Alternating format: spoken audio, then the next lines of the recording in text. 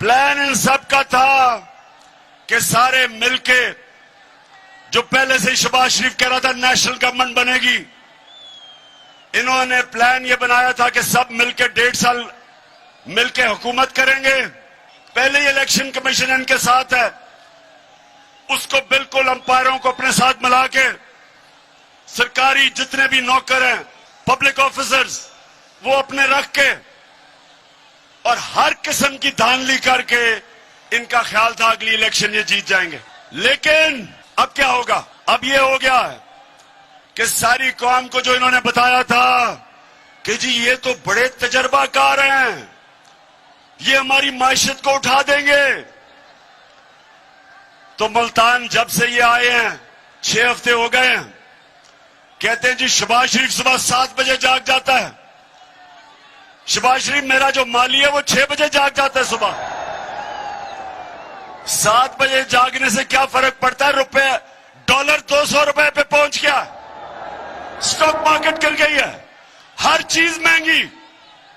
और जब से हमजा शरीफ पहुंचा है तो मुर्गियां भी तो दुगनी कीमत हो गई है मुर्गियों की। सो इन्होंने अब पता चला है कि तजर्बा किस चीज का है। इनका सारा तजर्बा करप्शन का है। ये जब आते हैं अपना पैसा बनना शुरू हो जाता है, मुल्क मकरूज हो जाता है।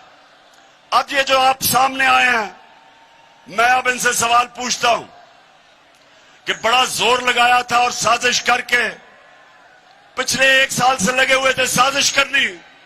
अब जब आपको हुकूमत मिली है तो जरा आप मुझे बताएं कि आपसे क्यों नहीं संभल रही, क्यों नहीं मुल्क संभल रहा? कभी वो लंदन भागते हैं, उधर वो बैठा हुआ है एक सजा याफ्ता, वो मुल्क के फैसले कर रहा है। कभी कहते हैं जी नेशनल सिक्योरिटी काउंसिल वो चीजें महंगी करे, कभी IMF के पास जा रहे हैं।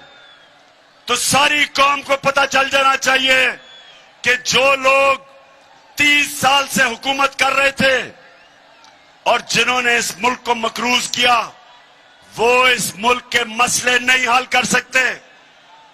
जो एक मुल्क का निजाम तबाह करते हैं वो ठीक नहीं कर सकते। और अल्लाह का शुक्र है आज मुल्तान, मैं बड़े फख्र से कहता हूं कि जो हमारे 3.5 साल में हुआ, जिस तरह की माइशत की तरक्की हुई, मैं आज चैलेंज करता हूं सबको कि इनके 30 साल में कोई वक्त बता दें जो उस तरह की तरक्की हुई हो हर शोबे में। आज किसानों के पास जो उनकी फसलों का उनको पैसा मिला है, पाकिस्तान की तारीख में कभी किसानों को इस तरह उनकी पैदावार की कीमत नहीं मिली जो आज मिली है। 60% पाकिस्तान देहात में जिस तरह की खुशहाली देहात में आई, मैं चैलेंज करता हूं, बताएं कभी कि इस तरह की खुशहाली आई हो। दूसरी चीज इंडस्ट्री, मुल्क तो तब आगे बढ़ता है जब उसकी इंडस्ट्री तरक्की करती है। अयूब खान के दौर के बाद मैं ये भी फख्र से कहता हूं कि हमारा पिछले 2 साल पाकिस्तान की इंडस्ट्री के लिए बेहतरीन साल थे।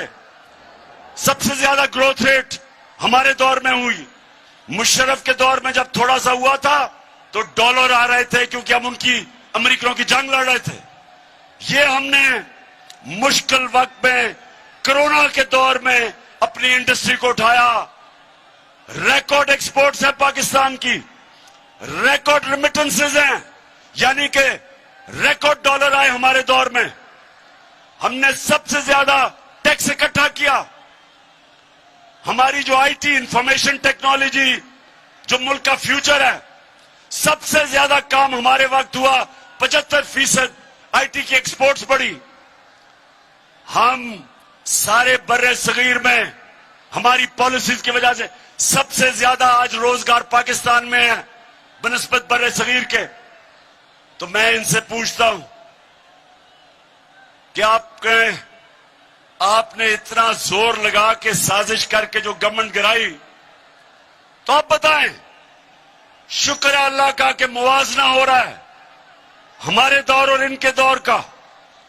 और अगर मुझे अपने मुल्क की फिक्र ना हो, मुल्तान, अगर मुझे अपने मुल्क की आज फिक्र ना हो तो मैं तो चाहूंगा ये और चले, चंद महीने इनको और चलने दो, ताकि सारी कौम के सामने ये इनकी असल शक्ल नजर आए कि सिवाय करप्शन के इन्होंने आज तक किया ही कुछ नहीं है। जितनी देर चलेंगे ये जलील होंगे और जिन्होंने साजिश करके इनको लेके आए वो भी साथ जलील होंगे। इसलिए इनको चलने तो देना चाहिए, लेकिन मुल्क का दिवालिया निकल रहा है।